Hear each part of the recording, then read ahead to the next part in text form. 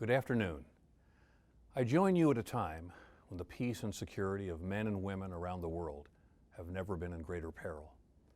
Last year, President Obama called on the international community at the UN General Assembly to recognize the world was at a crossroads, a period where the old order is passing and a new order is coming into being. And again, just 2 weeks ago, President Obama convened the heads of state for more than 100 nations to tackle violent extremism, and specifically the abomination of ISIL, which I'll refer to hereafter by its Arabic acronym, Daesh. The leadership of women and their full inclusion is core to that new order. And in the work I've been honored to perform over the past year as the President's Special Envoy to counter Daesh, I've personally emphasized to prime ministers and generals and ambassadors in the over 30 capitals to which I've traveled one simple message.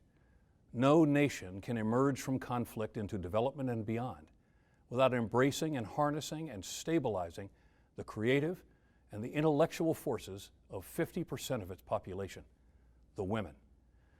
I made that point repeatedly with Hamid Karzai over the 18 months I commanded our forces in Afghanistan, that sustaining and increasing women's rights were and remain at the center of preventing the Taliban from reimposing a radical form of Islam after the drawdown of NATO's ISAF forces. And I continue to make that point now in coalition capitals around the world in our fight against Daesh. And during this past year, we have joined with 65 nations and international organizations, welcoming Nigeria and Tunisia and Malaysia just last month, 3 countries, as Daesh seeks to expand its global influence and footprint. I'm continually impressed by the diverse group of partners who have taken up this campaign and by the willingness of so many to step up and assume leading roles. We have sent a clear message to Daesh and to the world.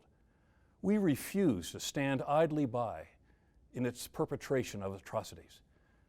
We reject its toxic false ideology. We abhor its vicious and continued assault on the dignity of men and women and boys and girls alike.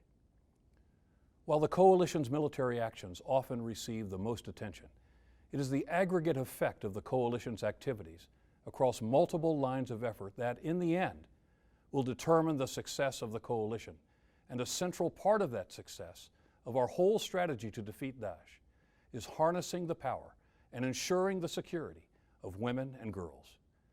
Women have unparalleled influence in their communities over youth in particular, and are part of our first line of defense for countering radicalization.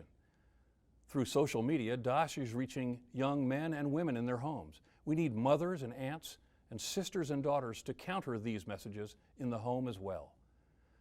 The coalition is cutting off Daesh's financial network, and there are women in virtually every link of this chain. One of the most appalling ways that Daesh generates income is human trafficking, and they've set up a slave trade, buying and selling women and girls like commodities. It's morally appalling.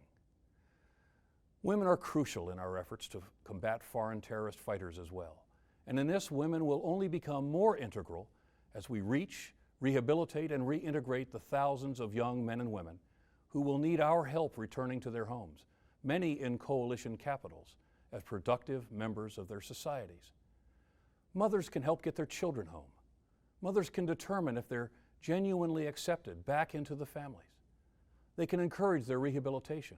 And as they do in every part of the world, women will primarily be the ones providing the health and social services that will make all the difference.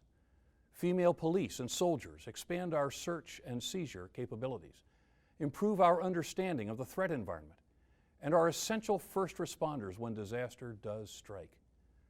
The bottom line is that to confront this challenge, there will be no one-size-fits-all solution. While we need a global strategy, any successful approach will have to respond uniquely to local social conditions and realities.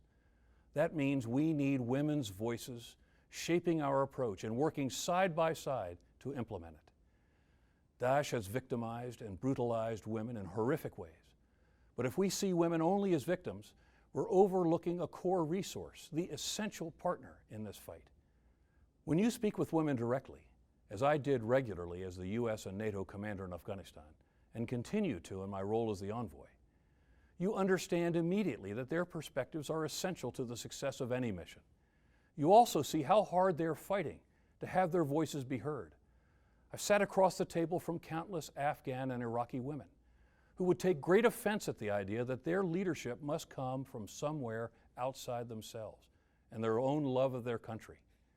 Extremist groups like the Taliban and Daesh want us to think that women don't belong in conversations about peace and security. That's because repressing women is one of the key ways they seize and hold on to power. So I'd like to commend the work of the Institute for Inclusive Security and Ambassadors Kathy Russell and Swanee Hunt, and all those gathered this afternoon for fighting that fight and for working tirelessly in this most pressing and vital endeavor of our time. You have my eternal thanks for all that you are doing.